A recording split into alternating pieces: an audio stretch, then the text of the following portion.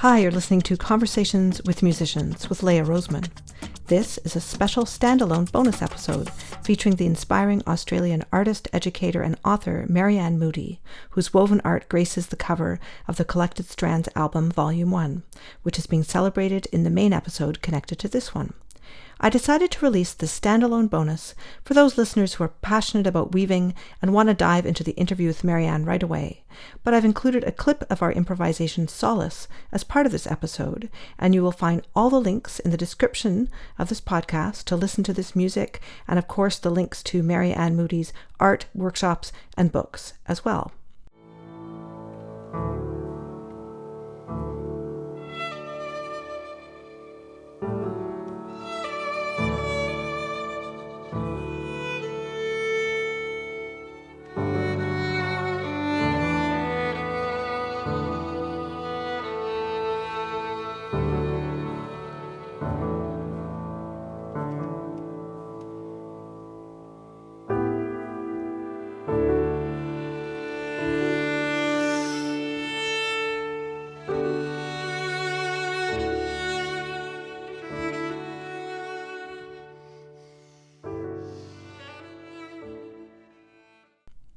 I feel that all my listeners who love music and creativity will find that Maryanne's personal journey and perspectives will resonate strongly with them, and I hope some listeners in the weaving and art world will also be inspired by the musicians. However, if you're going to listen to the main episode of the Collected Strands, you'll find that my interview with Maryanne Moodie is in the middle of that episode, and you can always use the timestamps to navigate. Like all my episodes, you can watch this on my YouTube channel or listen to the podcast on all the podcast platforms, and I've also linked the transcript to my website, leahroseman.com. Before we jump into our conversation, I wanted to let you know that I have a new way you can support this independent podcast through a beautiful collection of merch with a very cool, unique, and expressive design from artist Steffi Kelly. You'll find that link in the description of the episode. This weekly podcast is in season 4, and I send out an email newsletter where you can get access to sneak peeks of upcoming guests. Have a look at the description of this episode where you'll find all the links. So Maryanne, it's so nice to meet you. Thank you, Leah. It's lovely to meet you too. This is very unusual for this podcast to have somebody on the podcast who's not primarily a musician. But thank you for contributing to our album in this important way, and hopefully our next album as well, with our name Collected Strands. I actually do feel like my loom is a little bit like a harp, so there is a connection.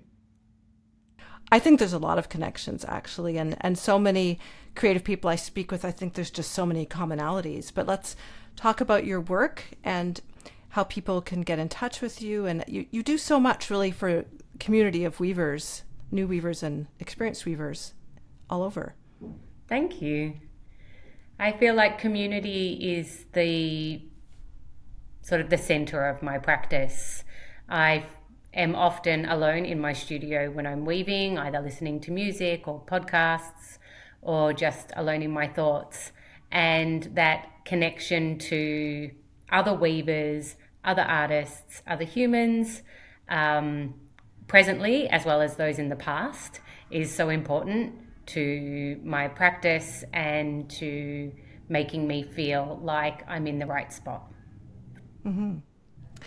So you have 2 books. Yes. I was a teacher for 10 years before I started weaving, and so that part of my identity is still really strong. And so it was an organic pathway that I started once I started weaving, that I wanted to share that knowledge and that feeling of being centered and having a creative outlet with other people who were looking for that but didn't quite have the railings in place to help them. So I really wanted to give people that first, gentle guidance into having an artistic outlet. And so I wrote my first book, and that was a huge success. And so the publishers came back and asked me to write a second one. And the second one was really building on the first one and more for pure weavers, whereas the first one was just having an artistic life, having a sustainable, artistic, creative life. So were you teaching school? Yeah, I was teaching primary school or elementary school, and I spent a lot of my time teaching in the art room. And I always had a creative outlook, I guess, with my life. But then I found that when I was teaching, I was allowing other people to experience that joy, and I wasn't allowing myself. And so once I was pregnant, I found I had more time on my hands to be able to nurture my own inner artistic child. Yeah, and I'm a parent as well. My kids are grown, but I have thought over the years, if you model, especially as a woman, I think if you model your having your own passions that you're interested in, that's a good thing for them to see, so that they're not necessarily always the focus of your life. Oh, absolutely. I think very early on, I had a therapist who gave me the keys to life, which was you are not just a mother. You are not just a mother of a child who is neurodiverse. You are also an artist, a dancer, a daughter, a sister, a friend. You know, you contain multitudes. And that just allowed me to take the pressure off parenting and to really just be fully myself. And that, I think I agree with you, because it's important for my kids to see that I'm not just the person who's at home waiting and, you know, being at their beck and call, I guess, that I also have my own important life. So how did you get into weaving specifically? So I used to sell vintage clothes. When I was little, I grew up the youngest of 6 kids, and we were really poor, you can imagine, rich in love and friendship, but poor in money. And we would go to the charity shops, the op shops they call them here in Australia, and we would just find treasures in there. And they were all links to the past. They were all stories, other people's stories that had, if you found the good stuff, then it would have had many lives before it came to you, and it would have more lives as you finished with it and passed it on to the next person, whether that was clothing, books, toys, costumes, fabrics, home furnishings. And so I got really good at finding and nurturing these beautiful stories and these objects and these fabrics and clothes.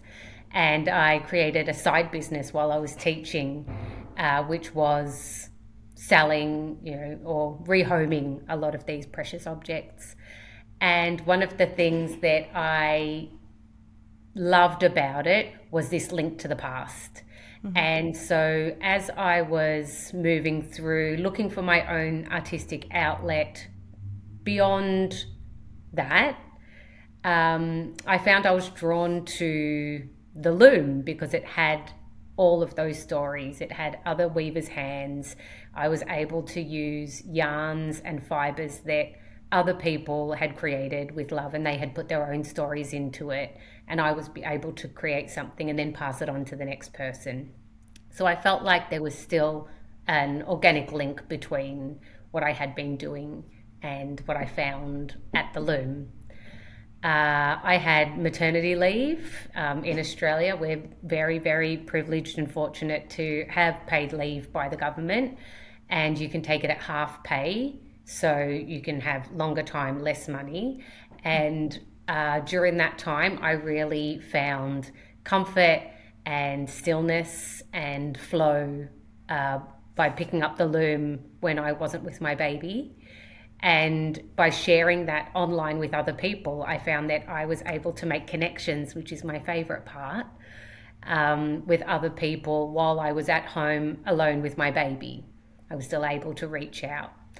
So then it just moved on from there, from having that connection and then teaching other people how to do it, and then selling my artworks, writing the books. I've got some online classes, and I do workshops as well.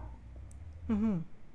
So when you use recycled yarn, you're literally taking sweaters apart, or is that how you started with that?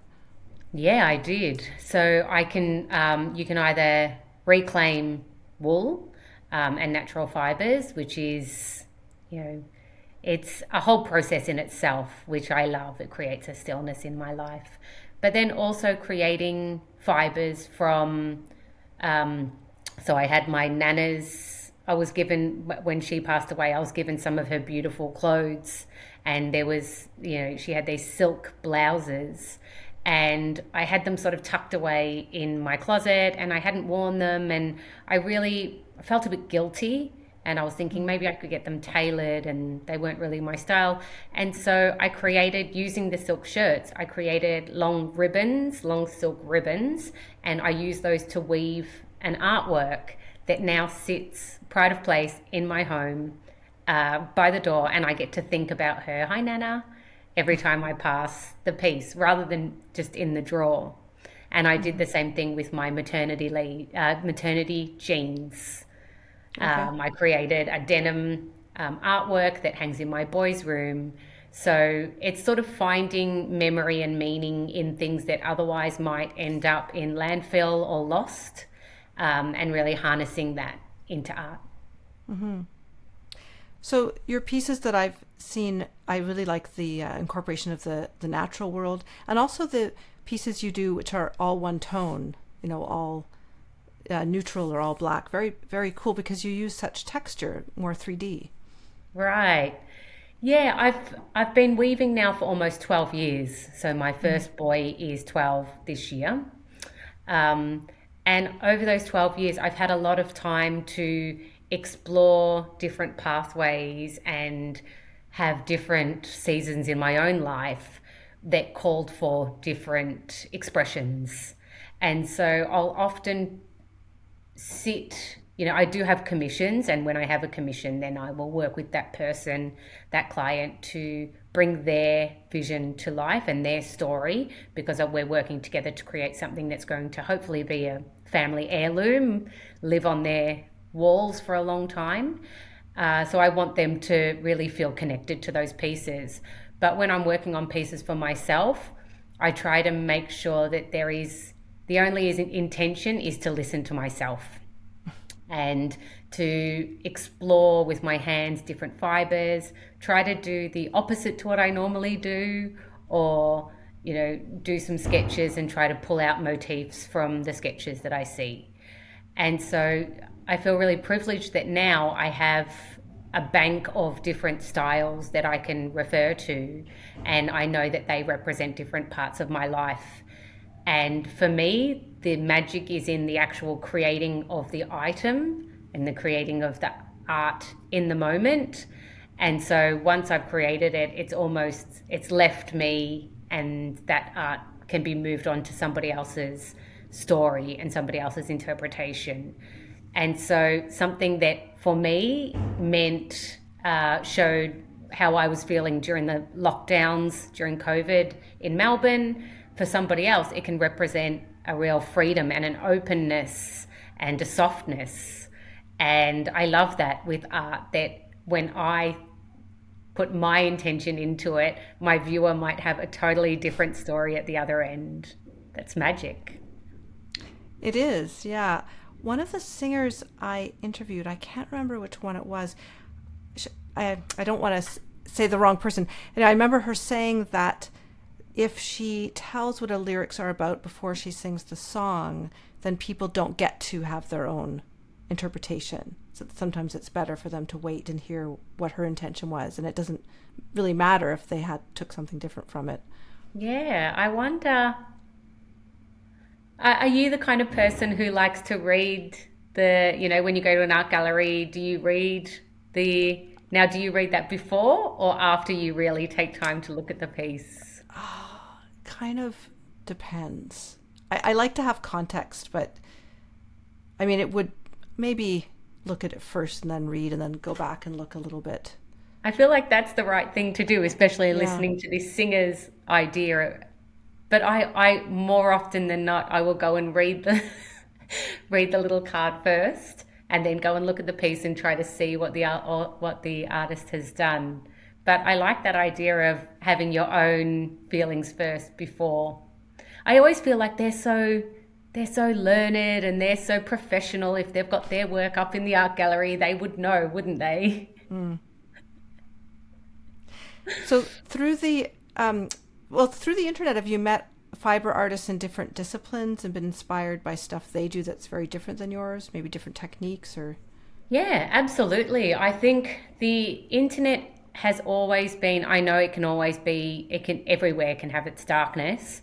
But I do feel like the fiber community and the craft community and even a lot of art networks can have a real positivity and support to them. Mm-hmm. I very rarely find any negative comments or people trying to create unnecessary drama. And there is a lot of support, often women supporting women and sharing our resources. And with a discipline like weaving, there is a lot of skills in there, and there isn't a lot of gatekeeping in our craft in modern weaving. There's a sort of that idea of a women's circle and sharing your skills to be passed along, that we don't really own any of this. We're very lucky and privileged to be able to hold it and work with it and even make a living from it before we pass it along to the next person. Mm-hmm. I do find that I try to constantly unfollow people. Like, I'll follow them for a short time and then unfollow. I have some core people who are actually my friends in real life that I've met. But I find that if I follow too many fiber artists, then my work can be, it can sort of tilt into being inspired by other people's work. And so I try to make sure that I'm constantly taking a break from looking at other people's work to make sure that I'm really listening to myself and telling my own story. Mm-hmm. That's interesting. Well, it was just such a pleasure to meet you, and this is going to be so cool to edit this into this special podcast episode celebrating Collected Strands. And of course, the links to everything Maryanne Moodie weaving will be in the description of this episode. Thank you so much, Leah. I've loved getting to know you, and this opportunity is really exciting, bringing both of our disciplines together. Thanks. Thanks, Leah. I hope you enjoyed this episode. Please do share this with your friends and check out episodes you may have missed at leahroseman.com. If you could buy me a coffee to support this series, that would be wonderful. The link is in the description. Have a wonderful week.